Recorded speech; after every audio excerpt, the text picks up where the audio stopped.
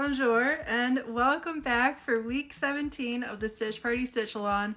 I'm Jewel with Friday Night Needlepoint, and if you're new here, we're learning one new decorative needlepoint stitch a week for 24 weeks.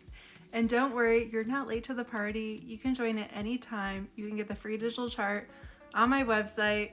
I don't have any blank canvas or painted canvases available, but sign up for restocks if you want to join in on the tail end of this.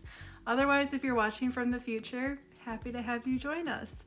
If you're stitching in real time, you are eligible for the monthly giveaways, and all you have to do is post your progress photos or videos and tag me in it so I see it by the end of the month, just once a month, and you should probably get yours in soon. And you don't have to be on the current week. You could just have just started, and that's totally fine. And this month, the giveaway is the book's A Stitch at a Time. It is a wonderful book with stitch examples of the stitches. So I highly suggest you get this if you're into decorative needlepoint.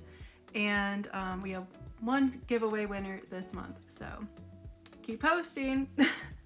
And all right, let's pick our stitch for the week. I feel like we're really getting down to the last couple stitches. So I'm excited to see what we get this week. Ba-ba-ba-ba.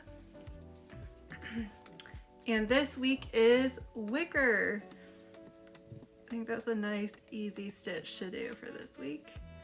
And let's see what color we get. Ba, ba, ba, ba. Oh my gosh, they're all stuck together, guys. But would you look at that? I picked both of the yellows, which honestly is kind of a perfect color for this stitch. So we're gonna do wicker in yellow. I'll turn you around and show you how to do the stitch. Let me know in the comments your thoughts or if you like the stitch. Happy stitching.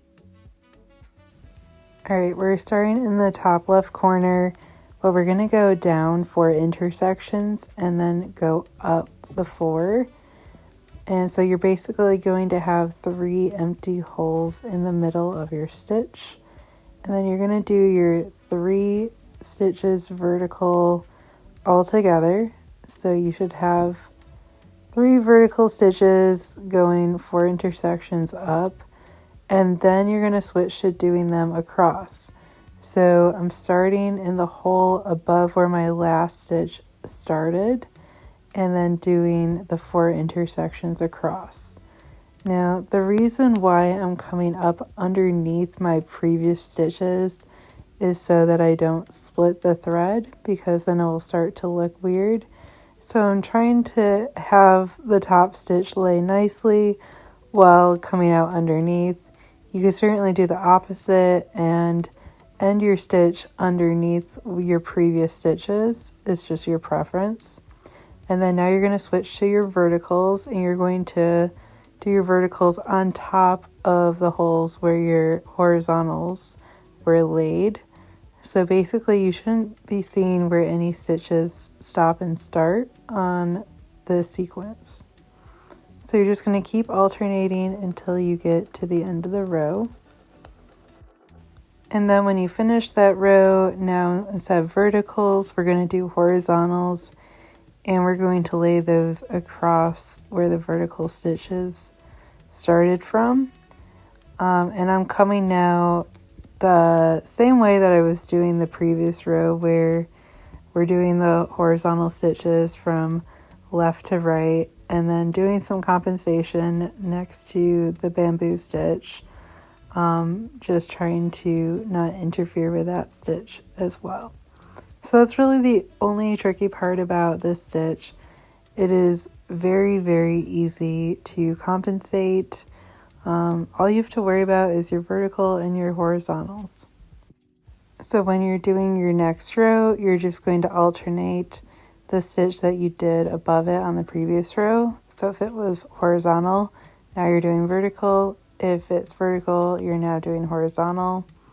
And then just one thing to note, when you're doing your vertical stitches and you're ending those, you want to go underneath your horizontal stitches. So kind of the same concept of where we were doing our horizontals coming out from the vertical. We just want to make sure everything lays nicely and you're not splitting any threads that you previously laid. I think this stitch is obviously really good for baskets or anything you want a woven texture or even tile, but I also just think it's a really nice subtle background as well, and especially for something that has more of a coastal aesthetic to it. So that's the finished square, easy peasy, super fast. And here's the state of the board. Which one has been your favorite stitch so far? I love all these new ones that we've done recently. And here's the stitch diagram. Happy stitching!